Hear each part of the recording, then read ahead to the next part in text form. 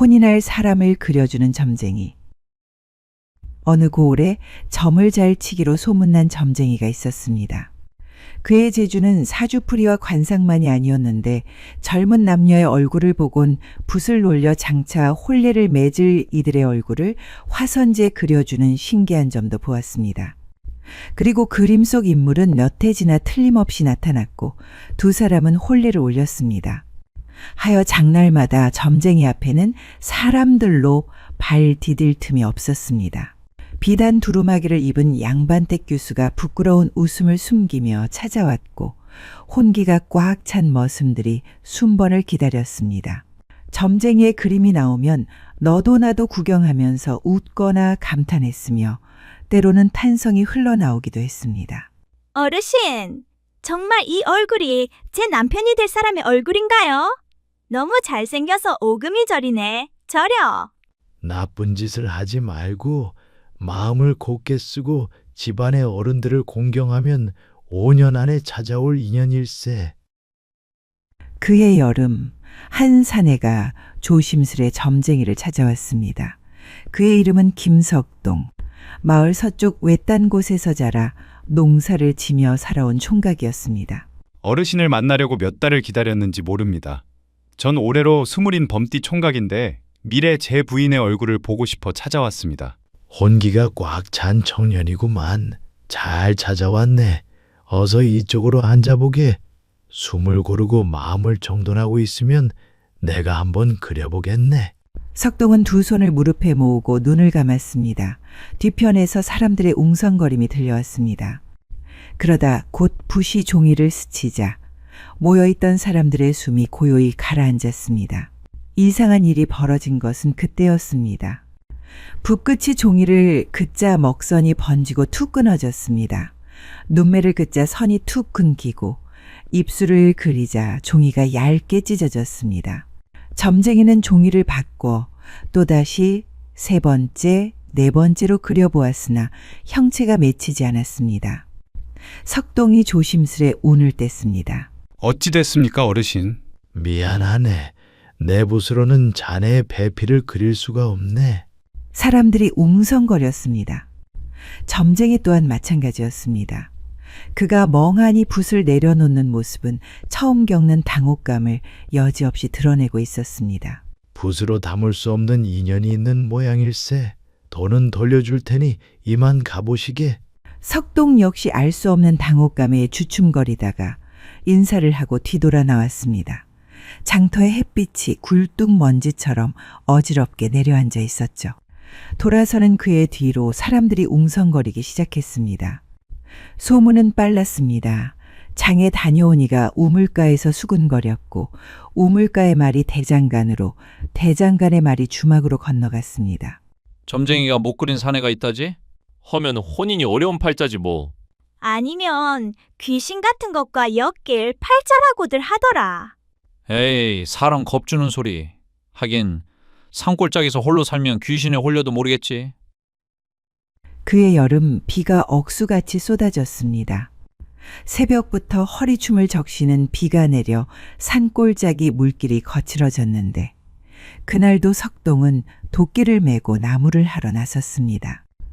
비가 잦아든 틈을 타굽은 참나무를 내리치려던 때 개울 쪽에서 사람 소리가 들려왔습니다. 살려주세요. 석동은 도끼를 내려놓고 뛰었습니다. 개울에 휩쓸려 내려가는 여인이 급류에 휘말려 떠내려가는 것이 보였습니다. 그는 망설이지 않고 물가로 내려가 손을 뻗었습니다. 내 손을 잡으시오! 여인은 마지막 힘을 내듯 손을 뻗어 석동의 손목을 붙들었습니다. 석동은 바위에 발을 걸고 온몸에 힘을 써 여인을 끌어올렸죠. 둘은 젖은 채로 물가에 쓰러졌습니다. 여인은 기침을 하면서 긴 숨을 몰아쉬었습니다. 살려주셔서 고맙습니다. 그 목소리는 비 오는 날 대숲을 스치는 소리처럼 낮고 고요했습니다. 석동은 겉옷을 벗어 건넸습니다. 이걸로 몸을 덮으십시오. 바람이 심합니다.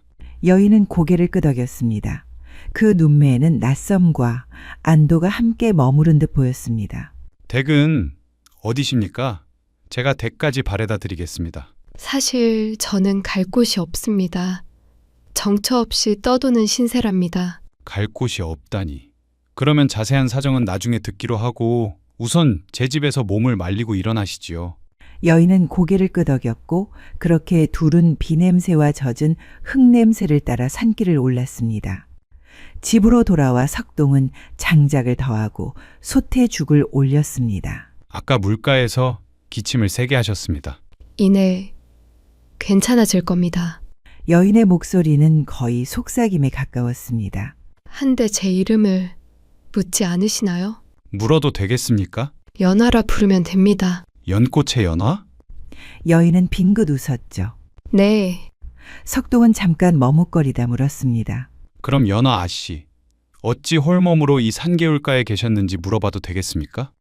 연하는 불빛을 조용히 바라보았습니다. 물은 사람을 데려가기도 하고 데려오기도 하죠. 저는 돌아오는 길이 조금 늦었을 뿐. 네?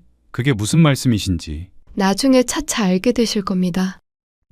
그날 밤 바람은 잦아들고 개울물 소리는 다시 낮아졌습니다. 지붕새로 떨어지는 빗방울은 마지막 인사를 하듯 톡톡 소리를 냈죠. 잠들기 전 석동은 조심스레 말했습니다. 연화 아씨께서는 머물 곳이 없다 하셨지요. 몸이 나을 때까지 이곳에 계시는 게 어떻겠습니까? 제 정체도 모르시면서 저를 두려워하지 않으시네요. 구한 사람을 어찌 두려워합니까? 그 말 뒤로 바람이 문설주를 스쳤습니다. 며칠이 흐르자 연화는 집안 살림을 돌보기 시작했습니다. 장독대에 뚜껑을 닫고 헝겊으로 창호지를 정리하고 밭고랑 끝에서 잡초를 뽑았습니다. 명망 있는 집안 자제분 같은데 이런 일을 마다하지 않으시네요. 신분의 높낮이에 따라 하는 일이 다르지는 않죠. 둘은 말수가 많지 않았지만 말과 말 사이에 흐르는 침묵이 편안했습니다. 밭에서 돌아오면 석동은 물을 길었고 연화는 불을 지폈습니다. 그리고 어둠이 오면 두 사람의 그림자가 흙벽에 나란히 붙었습니다. 며칠이 흘러 마을 장터에 다녀오는 길에서 예전에 알던 노파를 만났습니다. 석동아, 아직도 짝을 만나지 못하고 혼자 그곳에서 살고 있는겨. 석동은 미소 지었습니다. 네, 뭐 그렇죠. 아무래도 이번 생에 제 짝은 없는 것 같습니다. 에구, 말도 참. 노파는 혀를 끌끌 찼습니다. 그래도 밥은 챙겨 먹고 다니는 모양이네. 얼굴이 살이 올랐어. 혼자 살수록 잘 챙겨 먹어야죠. 노파는 전혀 의심하지 않고 그의 말을 믿었습니다. 누구도 그 깊은 산속까지 올라가지 않을 뿐더러 굳이 그가 거짓말을 하고 있다고 생각지 않았기 때문이었습니다. 마을 사람들에게 석동은 여전히 호랍이었으니까요. 가을이 오자 밤하늘의 별이 선명해졌습니다. 한가위 전날 밤 달이 큰 쟁반처럼 떠오르자 연화가 말했습니다. 오늘 밤은 달이 유난히 밝네요. 음력으로 보름이니 그렇겠지요. 보름달 아래서 소원을 빌면 이루어진다고 하는 사실을 알고 계신가요? 그런 말이 있군요. 하면 연화 아씨는 달을 보고 무슨 소원을 빌었나요? 연화는 잠시 생각하다가 조용히 말했습니다. 이곳에 영원히 머물게 해달라는 소원을 빌었습니다. 석동은 연화의 눈을 똑바로 바라보았습니다. 저와 같은 마음이시군요. 눈이 내렸다 그치고 다시 장이 섰습니다.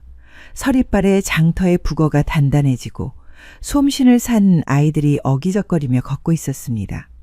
석동은 소금과 종이, 바늘을 사러 장에 갔는데 그곳에서 오랫동안 보지 못했던 얼굴을 마주쳤습니다. 자네 참 오랜만이구만. 붓으로 미래의 연인을 그리는 점쟁이였습니다. 어르신, 그간 무탈하셨습니까? 난 여전하지. 자네 역시 안녕하신가? 그때 연화가 조용히 석동 곁에 섰습니다.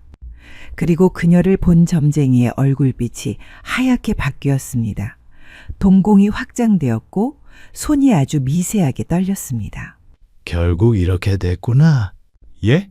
아니네. 그저 반가워서. 점쟁이는 천천히 숨을 고르며 연화에게 인사를 했습니다. 댁은 어디 분이시오? 바람이 부는 쪽에서 왔습니다. 바람 부는 쪽이라. 점쟁이는 멍하니 중얼거리다가 석동을 향해 말했습니다. 이렇게나 예쁜 인연을 만나다니 내가 다 부럽구만. 부디 서로 의지하면서 잘 살게. 점쟁이는 그 말을 끝으로 뒤돌아 사라졌습니다. 저분은 대체 누구신가요? 이 고을에서 유명한 점쟁이로 미래의 짝을 그려주는 분이시지요. 하지만 전에는 내 인연을 그려주지 못했고 그것 때문에 나를 기억하고 계시는 것 같군요. 그렇군요. 순간 연화의 얼굴이 어두워졌습니다. 장터에서 물건을 사고 집으로 돌아온 석동은 잠시 쉬려고 방바닥에 누웠습니다. 그때 연화가 인기척을 내며 들어오더니 말을 이었습니다. 전에 제가 어디에서 왔느냐고 했죠? 저도 사실은 잘 몰라요. 아주 오래전 일이기 때문이에요. 오래전 일이라고 하면 사실 저는 오래전에 이 근처에서 발을 헛디뎠어요. 누구도 제가 사라진 걸 기억하지 못했고 찾지도 않았죠. 그렇게 물살에 휩쓸려 사라진 저는 오랫동안 어둠 속에 갇혀 있었고 정신을 차리고 보니 어느 날 당신이 나를 끌어올렸다는 것만 생각이 나요. 그럼 그날 내가 구해낸 건 네, 이미 목숨이 다한 제 영혼이에요. 스산한 바람이 문틈 사이로 불어오는 것 같았습니다. 석동은 한동안 말이 없었습니다. 그러다 입을 열었죠. 난 당신을 사람으로 알고 사람으로 보고 있어요. 숨 쉬고 웃고 밥을 먹고 나와 같은 잠을 자는 사람으로서 말이죠. 그리고 그것들을 같이 하는데 어찌 죽은 사람이라고 하십니까? 연화는 그제야 고개를 들었습니다. 그래서 하늘로 가지 않고 이곳에 머물 수 있었나 봐요. 누군가 나를 사람으로 대하고 사랑해줘서 이렇게 사람같이 살 수 있나 봐요. 그럼 앞으로도 사람으로 대하겠습니다. 내 아내로 말이죠. 연화는 손등으로 눈가를 훔쳤습니다. 다음 날 점쟁이가 산길을 올라 석동의 집을 찾았습니다. 그가 직접 산을 오르는 건 흔치 않은 일이었습니다. 기진맥진에 물을 찾는 그에게 물그릇을 가져다 준 석동이 말했습니다. 여기까지 어쩐 일이십니까? 몸이 예전 같지 않아서 오지 않으려 했지만 그래도 꼭 와야 했어. 그는 마루에 앉아 물을 한 모금 마시고 연화를 보았습니다. 그날 장에서 널 보고, 아니 너희 둘을 보고 깨달았지. 왜 내가 내 인연을 그릴 수 없었는지. 석동은 말없이 고개를 끄덕였습니다. 자네도 알다시피 나는 죽은 사람의 얼굴을 그릴 수는 없었네. 특히나 실체가 없는 영혼을 종이에 옮긴다는 것은 말이 안 되는 일이지. 뭐 어쨌거나 자네가 좋은 인연을 만난 것 같으니 내 마음도 한결 편안하다네. 그게 사람이건 귀신이건 말이야. 자네가 날마다 밥을 짓고 말을 나누고 함께 계절을 지낸다면 그것이 곧 사람의 인연이 아니겠나. 귀신이든 사람이든 사람답게 살아내면 사람의 인연인 거지. 명심하겠습니다. 점쟁이는 품에서 작은 폐물을 하나 꺼냈습니다. 옥으로 된 부처님 동상이었죠. 이건 옛날 어머니가 내게 주신 거라네. 붓보다 먼저 마음을 가다듬게 해준 물건이지. 이제 내게 이것을 줄 테니 살아가면서 힘든 일이나 마음을 가다듬어야 할 때가 있으면 이것을 보고 마음을 다스리게나. 어르신께서 어찌 이 귀한 것을. 나도 이제 저물어 가는 처지네. 그리고 내 생에 자네들 같은 인연을 본 적도 없고 이렇게 예쁜 인연을 본 적도 없어서 뭐라도 해주고 싶었네. 연화가 두 손으로 폐물을 받고 말했습니다. 어르신, 소중히 간직하겠습니다. 저녁도 마다하고 점쟁이는 산길을 내려가며 혼잣말처럼 중얼거렸습니다. 어찌 산 사람과 죽은 사람이 같이 사는지. 죽은 사람과 같이 살면 그 영향으로 명줄이 짧아질 텐데 참 안타깝구만. 그래도 살아있는 동안 둘이 잘 살았으면 좋겠네. 해를 두어 더 넘긴 어느 봄, 점쟁이의 부고가 들려왔습니다. 장례는 조촐했는데 석동은 산 아래의 작은 사당까지 가서 향을 올렸습니다. 어르신, 고맙습니다. 당신의 말대로 저는 연화와 같이 사람답게 살아가고 있습니다. 그날 밤 석동은 방에서 조용히 울었습니다. 연화는 아무 말 없이 그의 등을 쓸어내렸죠. 울음이 잦아들자 연화가 아주 낮게 물었습니다. 당신이 만약 죽게 된다면 난 어떻게 하면 좋을까요? 만약 내가 떠나게 된다면 옥황상제님께 간청하고 또 간청하여 당신과 함께 할 수 있는 곳으로 보내달라고 하겠소. 그곳이 현생이건 하늘나라건 혹 지옥이라도 당신과 함께 하겠소. 저도 그리 하겠습니다. 약속하겠어요. 시간은 쏜살처럼 흘렀습니다. 몇 년 사이 몸이 급속도로 나빠진 석동은 매화 향이 담벼락을 넘어와 방 안까지 스며드는 봄날, 연화를 불렀습니다. 저 여기 있어요. 내가 어제부터 자꾸 졸리고 기력이 없소. 잠깐 더 누워 있어요. 제가 죽을 끓여올게요. 죽은 나중에. 석동은 그녀의 손을 잡았습니다. 그날 약속 기억하오? 연화의 눈이 잠깐 흔들렸습니다. 네, 기억해요. 그럼 내가 잠깐 어디 다녀올 테니 기다려줄 수 있소? 그럼요. 얼른 다녀오세요. 곧 돌아오겠소. 그 말과 함께 그의 숨은 얕아지고 아주 고르게 아주 조용히 길어지다가 새소리와 개울물 소리 사이로 스르르 사라져 버렸습니다. 한동안 연화는 그의 손을 놓지 않았습니다. 그렇게 잠시 시간이 흐른 뒤 연화는 속삭였습니다. 꼭 돌아오세요. 시간이 흘러 사람들은 한동안 석동의 이야기를 입에 올렸습니다.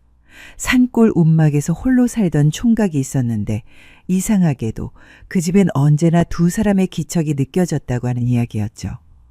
밤마다 창호지에 들이온 그림자는 늘 둘이었고 장독대 사이에서 오가는 웃음소리를 들었다는 사람도 있었습니다. 들리는 소문에는 귀신과 맺어진 인연이라던데 어떻게 그럴 수 있지? 무섭지도 않나? 귀신이든 사람이든 함께 울고 웃고 밥을 나누고 계절을 건넌다면 정이 들지 않겠나. 그것이 곧 인연이지 뭐. 세월이 흘러 석동의 움막터에는 들꽃이 피었습니다. 흰꽃, 분홍꽃, 그리고 연꽃잎처럼 넓게 퍼지는 풀잎이 해마다 자리를 채웠습니다. 어느 봄날 누군가는 그곳에서 안개가 피어오르는 것을 보았다고 했습니다. 해가 떠오르기 직전 아주 잠시 안개 속에 두 사람이 나란히 서 있는 듯한 그림자가 집에서 나와 산으로 사라졌다 말했죠. 그리고 그 집 안에는 옥으로 된 부처님 동상만이 남아있다 말했습니다. 이상 야담설화였습니다. 구독과 좋아요는 사랑입니다. 감사합니다.